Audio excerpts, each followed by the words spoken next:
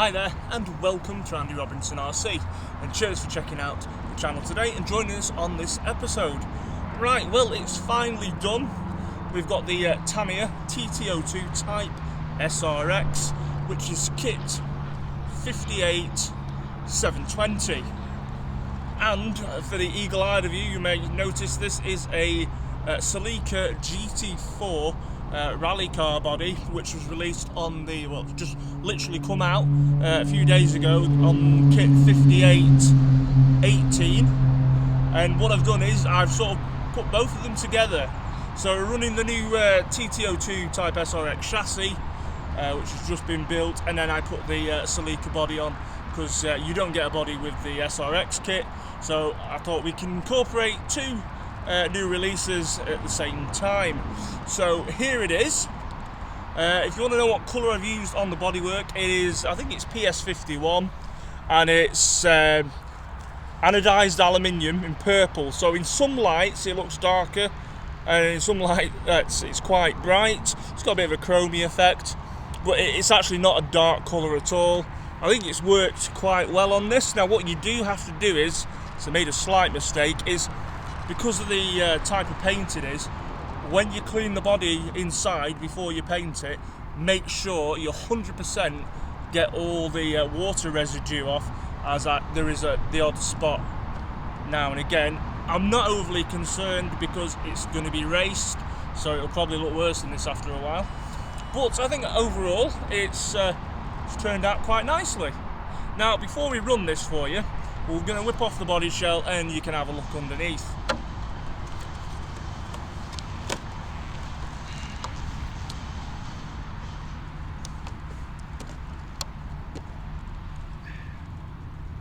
Come on, get off.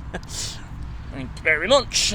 Right, there we go. Now I know we're on the grass, we won't be in a minute, but as you can see, that is the chassis there. Now what we're running is we've got a Team Powers Cup Racer motor, and this is the V3.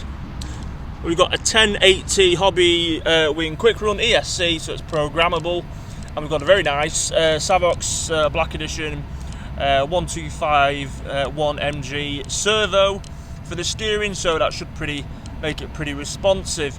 Was there any problems with the build? Well, I think overall it was slightly easier than the BR buggy, but that was similar to this in a lot of respects. So the fact that we built that one first, then it was a bit easier on this one. We knew what to expect. Now again, I do have to give a big shout out to Steve for also helping me with the build up on this chassis, just because mainly it's still really hard to get the screws in the toughened chassis and the reinforced arms and gearbox tops. So again, without Steve, I would have struggled in places to do this. Two problems we encountered building this: when we were putting on the rear spur gear cover here at the back, we could feel like it rubbing, or something wasn't, something was clicking when we turned the diff round. Now we had it all in pieces, couldn't find a thing. There was no burrs on the gears or anything like that.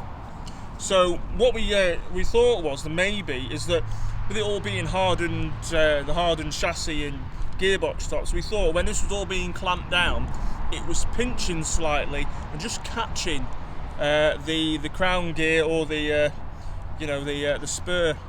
But what we decided to do was just round the bearing holder and near the crown gear, we just took a little bit of a plastic away with a knife, and I think that seemed to help a little bit, because now that it's all built up with everything on, can't feel the sort of like the slight sort of catching of anything. So I think we've solved it there. And the other thing was, when you're putting there's, for the bearings, there's two sizes of bearing, and one is ever so slightly thinner, and if you don't put the right bearings in the steering knuckles, you can't get the pins through to put the hexes on. So make sure, if you're building this one up, you need to make sure you put the bearings in the right size bearings in the steering knuckles. But other than that, it's not too bad at all. Other than that, really nice build. as you know, this one has got the double cardan drive shafts. Now you can't really see them too much, you can see them there, but it's got the double cardan drive shafts in there. It's got a front one-way spool, so there's no diff action on the front. You can just move it back and forwards. You can't move the diff because it's fixed. And also, you can sort of see it. Ignore the tape. I'm waiting for a chassis protector to come. But on here, you've got the rear hinge pin mounts where you can adjust the rear towing, and you've got TRF 419, 420 bottom arms and suspension setup, and you've got the adjustable camber links. So that's all good. That's nice. And again, you've got the FRP shock stays and everything like that, alloy standoffs, and yeah, really quite nice. So I mean, for better specs, what I'll do is I'll give you a link to the unboxing video on this if you haven't checked that out, and that'll go into the specs a bit more.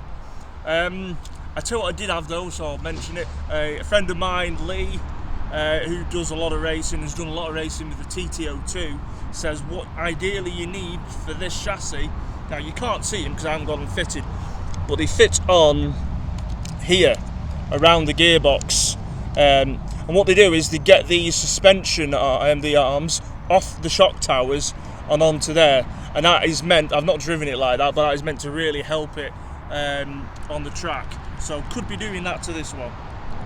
So there you go. Right, anyway, I think really we want to see how this goes. I've not really driven it. I did drive it up the street briefly, and I did have a bit of a steering issue, which I have now fixed. For some reason, there was a bit of play in the servo horn. It's got the high torque servo saver, and I think I made a mistake on that, which I'll tell you about it as I'm putting the body on. What it was is, if you use the high torque servo saver, you'll notice there's 3 springs in there that will keep the tension.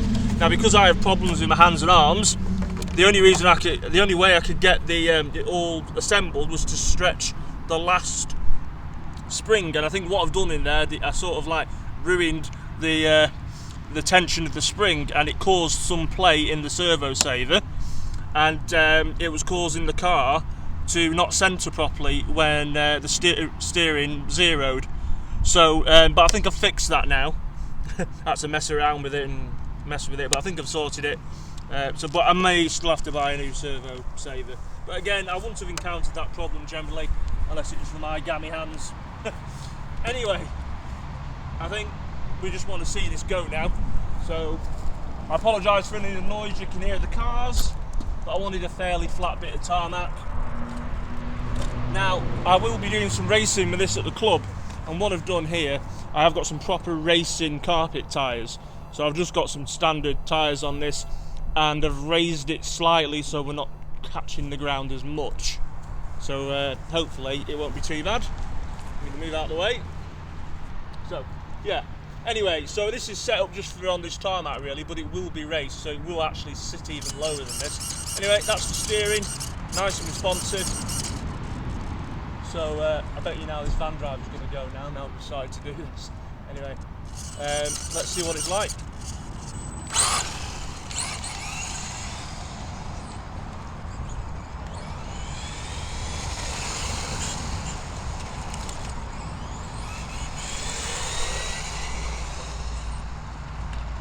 And it does zip along nicely. It's got quite a big pinion gear on this.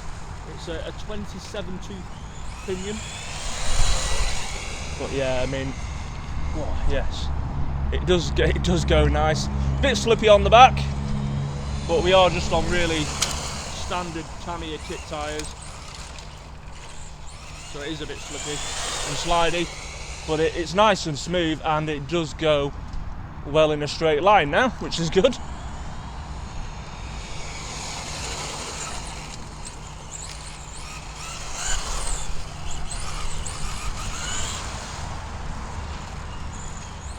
I think maybe I'd like to see this on a big track. I'd definitely have this with a brushless setup, but this will be racing indoors on a smallish track, so it doesn't need to be probably any quicker. Might even have to gear it down, to be honest.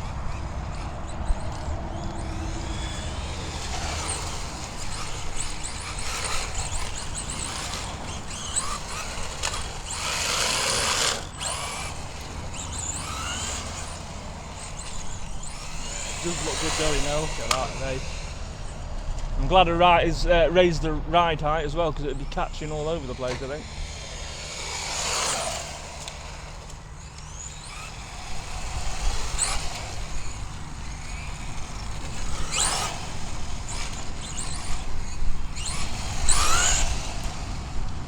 Yeah, for some reason, well, not for some reason, it sits slightly lower at the back, but it's the way I've had to do the body just to run it outside. When I get my racing tyres on, it'll all sit right.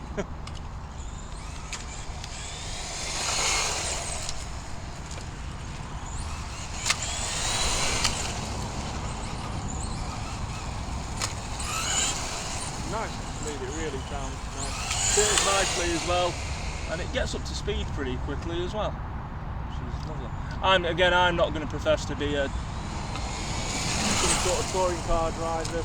I've always raced buggies rather than tourers, so it's a bit of a new field for me. But yeah, it is driving nicely.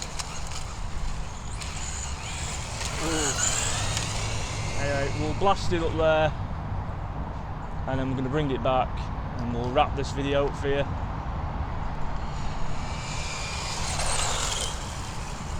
Race without squirreling all over the place as well. There you go. So far, I'm pretty pleased with that. Now, I'm going to throw it around the track at some point, so I will do a video of it around the track, so you can see what it's like on a track. But just bringing it out here, I suppose you can say, well, it just drives like a TT02. But it does feel really nice. It feels really, apart from being a bit loose on the back end, I think that's tyres mainly, it does feel really planted. So there you go. I hope you like checking this one out. We're calling this one finished. So there you go. That is the Tamiya TT02 type SRX with the Toyota Celica GT-Four body on it. And I said I did it more of a street style rather than a rally car. I didn't want to go into all that effort of making it into a really nice rally car and then trashing the body racing. But there you go. I hope you like it. Let me know what you think in the comments. And I promise we'll get this one round the track soon, so you can see it there. And I'm going to move so I don't get run over. Yeah, anyway, cheers for checking this one out. Always appreciated. Look after yourselves and take care. And if you haven't already, please ignore that van while it's reversing. No, if you haven't already, please check us out on Andy Robinson RC. Join the YouTube channel if you haven't already. And also, please consider finding us on Instagram and Facebook under Andy Robinson RC. Right. We'll see you later. Look after yourselves and take care. Bye.